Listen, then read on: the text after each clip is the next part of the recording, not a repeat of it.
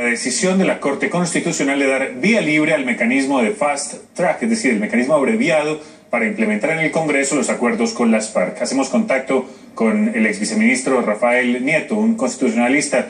Doctor Nieto, buenas tardes. Hay voces que consideraban que este mecanismo es inconstitucional. La Corte ha dicho que no. ¿Cuáles eran los argumentos para quienes pensaban que debía declararse inexequible? Buenas tardes, Yamil. Aquí fundamentalmente habría que hacer dos reflexiones. Por un lado, el recorte de las funciones del Congreso es de una enorme gravedad y no tiene antecedentes en Colombia, ni debo decirlo, conozco otros antecedentes en democracia.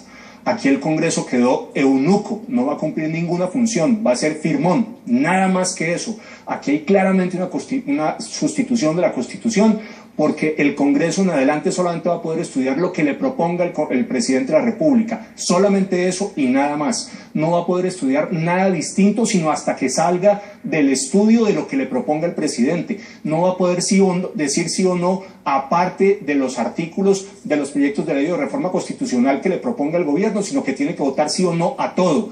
Y además tampoco va a tener capacidad para proponer modificaciones a lo que le presente el presidente. Pero acompañado de esto hay un recorte sustantivo en los tiempos de deliberación. Y no son gratuitos esos tiempos, Yamil. Esos tiempos están pensados para el debate parlamentario y para la participación ciudadana. Y ahora no va a haber tiempo suficiente. El Congreso queda aquí solamente como un firmón. Pero por el otro lado, y es muy grave, se le dan unas facultades extraordinarias al presidente de la República que ya las quisiera Maduro. Nunca hemos tenido un presidente en una democracia con estas facultades extraordinarias. El presidente va a poder legislar por decreto prácticamente para todo, y solamente algunas cosas irán al Congreso, que en todo caso, cuando las estudie, va a tener las limitaciones que hemos dicho. Y entonces le pregunto ahora, doctor Nieto, ¿en el Congreso no se va a poder hacer ninguna modificación? No, solamente las que le autorice el presidente de la República al Congreso, porque los congresistas perdieron de plano su facultad para proponer modificaciones a los proyectos de ley o a los proyectos de reforma constitucional que le pase el gobierno. Además hay que recordar otra cosa, lo que le va a pasar el gobierno al Congreso tiene que venir avalado por las FARC.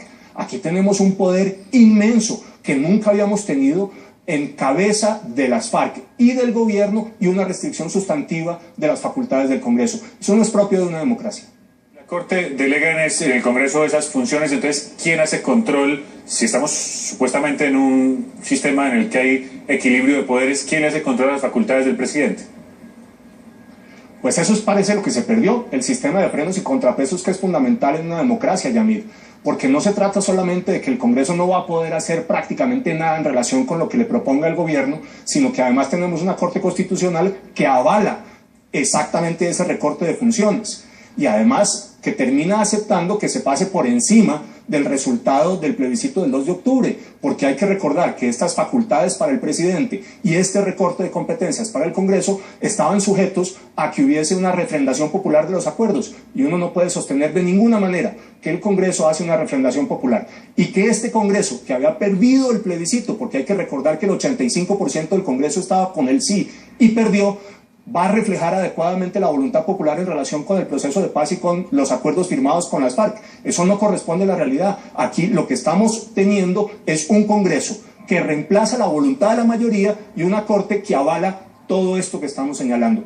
Aquí el sistema de frenos y contrapesos se perdió, no hay balance, y lo que tenemos es un poder en cabeza del presidente que nunca habíamos tenido sino en una dictadura de Rojas Pinilla. Nada más. Rafael Nieto, ex viceministro, gracias por estar con nosotros en Noticias RCN.